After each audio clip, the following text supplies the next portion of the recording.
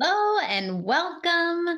My name is Kelly, and today we are talking about the 3 lessons I have learned by leading through change. So, like I said, I am Kelly. This is Transitional Leadership, and you are on the channel where we help individuals and businesses implement leadership and career skills to develop and foster a greater impact. And so, if you are watching today and getting anything out of this message, I would really just encourage you to share it far and wide so that we can help more leaders, you and me. All right. So today, the 3 lessons, I think I did two before, three lessons I learned leading through change. And first, I just want to tell you a little bit of the story of kind of how this started and the first time that I thought I was doing a really stellar job leading through change. Spoiler alert, I was not. I didn't do a great job at it. So I was in a position where I was kind of indirectly leading a lot of different teams. And it was my responsibility to bring in like these outside vendors and outside software programs and help bring them into the teams and deploy them so that people could use them for better efficiencies or to do their jobs more effectively, that type of stuff. And so I didn't have direct control over these teams, but I did have an influence over how they did their work and the tools that they were able to use to get that work done.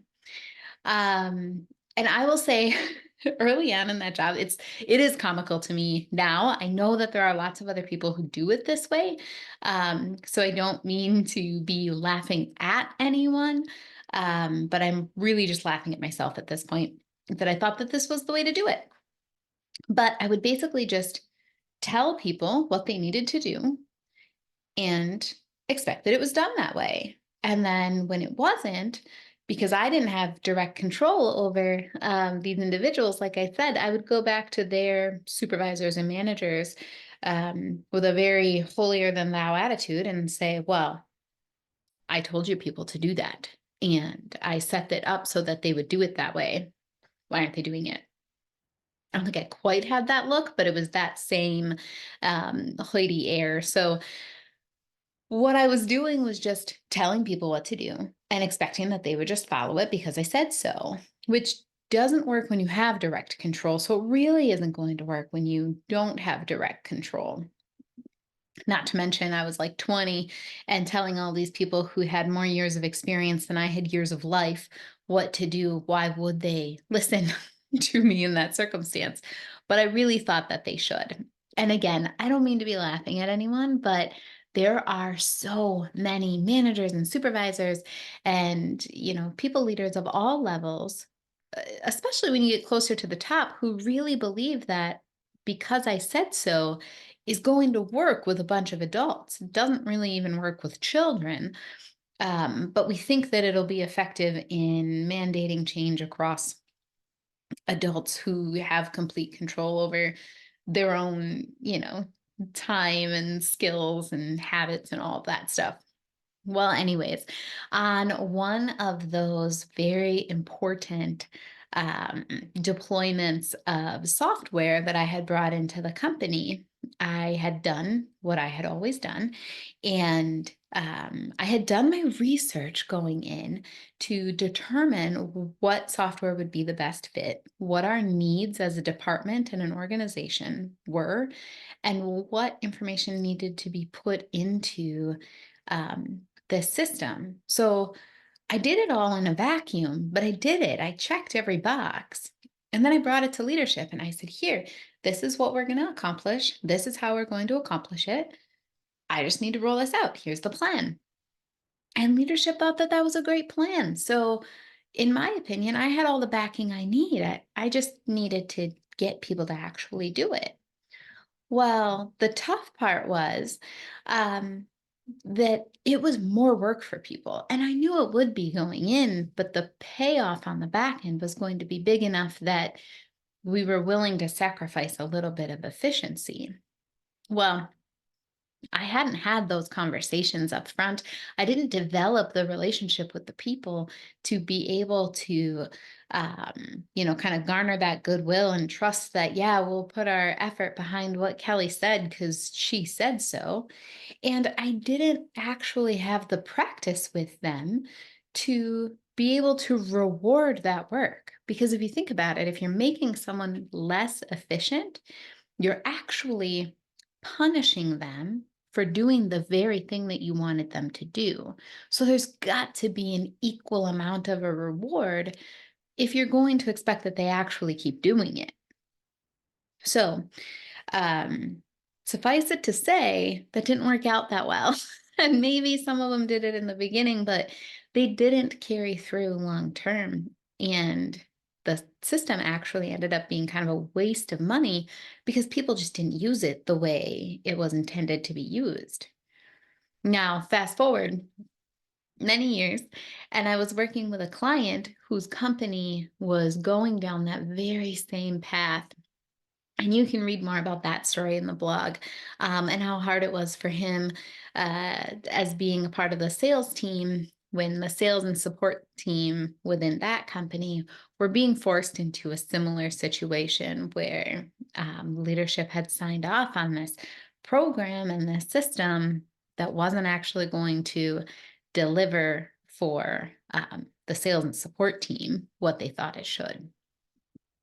Spoiler alert on that one too. Also didn't work that well.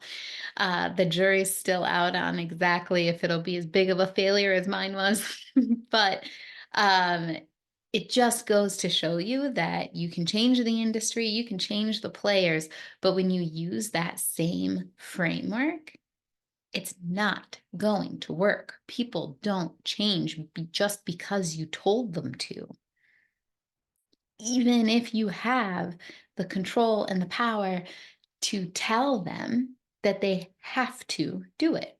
They just won't. So, how do you do it better? What are the three things that I learned from that terrible experience where I tried so hard and rolled out a completely useless change? Well, the first one is consistent communication. Now, I'm sure if you are, a student of change, you're familiar with the ADKAR model, and you would tell me that the first thing you need to do is create awareness. Sure, in the ADKAR model, but that's really starting from the middle. What I'm talking about is consistent communication even before the change is happening. And what does consistent communication look like? Well, first of all, it looks like truly having regular touch points, whether that's email, phone calls, meetings, in person conversations. It means keeping an open dialogue with your people so that they're able to ask the questions and you're able to breadcrumb information about a specific change or just honestly about the direction of the organization as a whole. Because if you're able to share the direction of the organization, the changes or the specifics aren't going to be as surprising as they maybe would have been. All right. So that consistent communication and review of the goals, review of the company objectives, and having that constant touch with your people on your team is really going to set you up for success before you even need to build awareness or create desire or any of those other ADKAR steps in the model. All right. So that really comes first. Next, the second big thing that I learned about leading through change is listening more than you talk. Now, I really thought that it was very important to me to share everything I knew. Maybe you get that now because now that's how I'm sharing everything through the blog and through the videos and through my other content is because I'm just talking at people. But truly, it's a conversation and listening to what is important and what are the needs of the people on your team or within your organization. That is going to set you up for so much more success as you move into the actual change.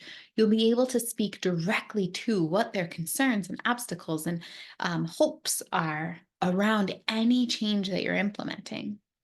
I mean, if I had been listening and in constant contact with those teams as I was selecting a vendor to help with that system that we needed to implement, I would have actually known what their concerns were.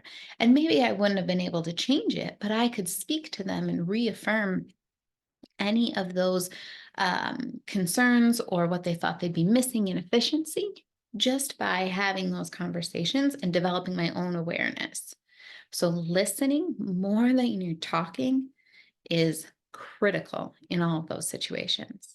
In any of those contexts, because we just talked about like consistent communication, right? In any of those contexts, I would really challenge you to listen more than you talk. All right, so what is the third? The third is practice how you'll play. Now, I know that's a quote from somebody. I don't even know who. I'm not going to be able to give them credit, but practice how you play is so important when it comes to change. What happens often is people think of change management when there is a big change coming, when there's an organizational restructure, when there is a change to the overall platform that the company is working on, when there's a major change to the goals, maybe there's an increase in the sales expectation, or there's going to be a change in the number of clients that you're working with. But they really only consider change management when there's something big.